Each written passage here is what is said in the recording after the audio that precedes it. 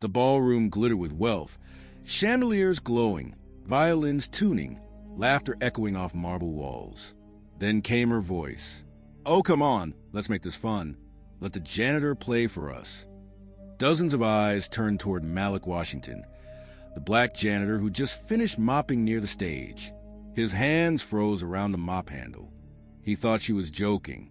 But Ashley Sterling, the company's elegant white CEO, smirked. "You used to play, didn't you? Show us something impressive. Unless you're just cleaning talent, not real talent." Laughter rippled through the crowd. Malik's chest tightened. He'd survived 30 years of quiet disrespect, but this was different. A spotlight found him. The borrowed violin trembled in his hands. For the first time in decades, every eye in the room was on him, not as a man, but as entertainment. He took a breath, shoulders stiff, and whispered, "All right, ma'am, if that's what you want." The room fell silent. If this already made your blood boil, hit like and subscribe right now. Because stories like this are still happening, and the world needs to hear them. As he lifted the bow, he wasn't just about to play a song. He was about to remind everyone what dignity sounds like. Long before that humiliating night, Malik Washington had already mastered the art of being unseen. For 30 years, he polished marble floors and emptied trash cans in offices where people barely remembered his name. They greeted him with nods, not words, smiles that never reached their eyes. Yet, behind that quiet endurance lived a man who once dreamed of music, a graduate from a small community college, a violinist who used to play at local churches and weddings before bills buried his art. Each morning, Malik left his tiny apartment before sunrise, sending a text to his daughter. "Good morning, Maya. Keep chasing that dream, baby." She was in college now, studying social work, determined to change lives her father could only clean up after. Sometimes, while mopping the empty corridors, Malik would hum softly, letting memories of old symphonies echo against the walls. He'd once believed talent could break any barrier, but years of racist jokes, quiet exclusions, and stolen promotions had taught him something else. In certain rooms, being black meant being invisible until someone needed you to prove them wrong. He didn't know it yet, but that moment was coming, and the same people who ignored his footsteps were about to remember his name forever. The company's annual gala was meant to impress investors: crystal glasses, golden curtains, and a live orchestra flown in from New York. Everything screamed perfection until the call came. The lead violinist had fallen sick. 2 hours before the event, Ashley Sterling's calm, polished tone cracked. "Unacceptable. We don't cancel. Find anyone who can play." Her assistant hesitated. "Ma'am," one of the janitors mentioned, "he plays violin." Ashley raised a brow. "The janitor?" She almost laughed. "Perfect. Let's make him useful tonight." Malik was on his last cleaning round when her heels clicked behind him. "Mr. Washington," she said, arms folded. "You're filling in. Consider it a favor to your CEO." He blinked, unsure she was serious. "Ma'am, I haven't performed in years. You'll manage," she cut in. "It's just background music."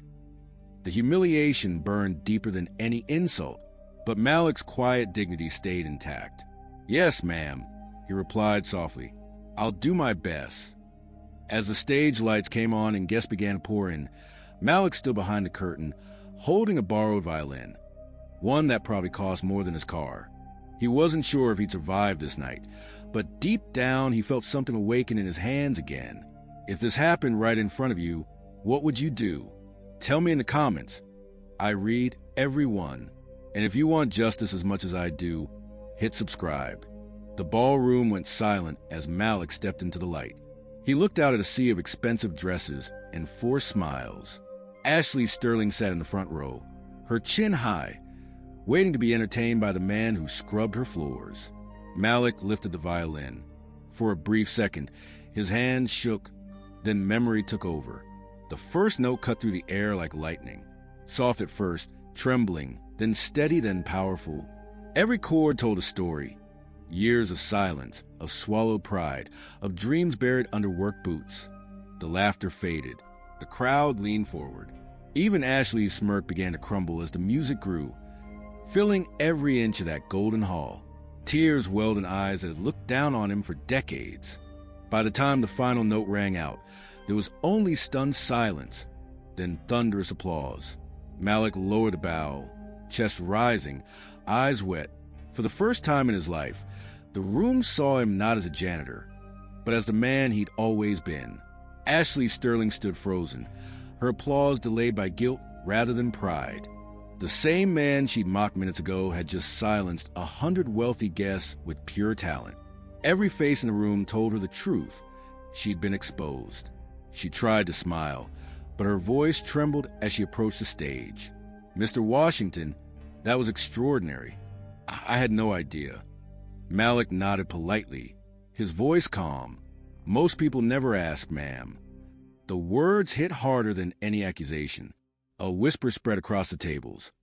Investors murmuring, assistants exchanging glances, phones recording what would soon go viral. Ashley's power no longer felt like power. It felt like shame wrapped in diamonds. For the first time, she looked at Malik, really looked at him, and saw the quiet grace she'd mistaken for weakness. The man she'd forced into humiliation had turned it into something divine. The orchestra stood and clapped. People rose to their feet, chanting his name like an artist, not an employee.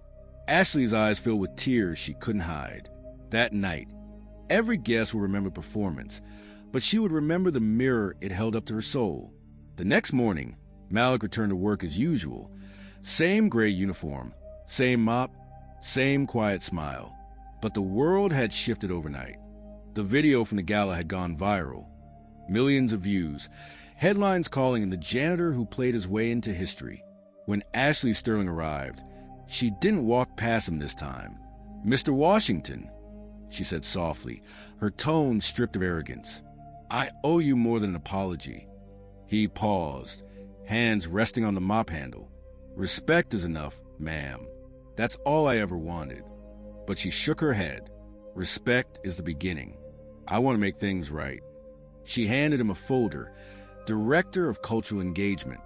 You'll lead programs that find talent among our workers. No one here should ever be invisible again." Malik stared at the paper. The offer too big to believe. "Why me?" Ashley smiled faintly. "Because you reminded us what excellence really looks like." He accepted, not out of pride, but peace. The same hands that once cleaned her floors now signed a new chapter, one born from grace, not revenge. Some victories don't shout. They whisper through dignity. That evening, Malik sat by his apartment window, the same borrowed violin resting against his shoulder. Outside, the city hummed, taxis, laughter, sirens, but inside there was peace. He drew the bow across the strings and played softly, not for applause, not for redemption, but for himself. His daughter, Maya, called mid-song. "Dad, they're talking about you on the news again. The janitor who changed his company." Malik chuckled. "I didn't change them, baby. I just reminded them to listen." The camera of the mind pans out. A humble man, a quiet apartment, music floating through the night. No spotlight, no ballroom, just truth echoing through every note. Sometimes the loudest form of justice is grace. If you believe this should never happen again, share this now. And to my USA, UK, and Canadian viewers, your voice is power. Use it. And as Malik's final note faded into silence, so did the memory of every insult he'd ever endured. Only music remained, the sound of dignity finally heard.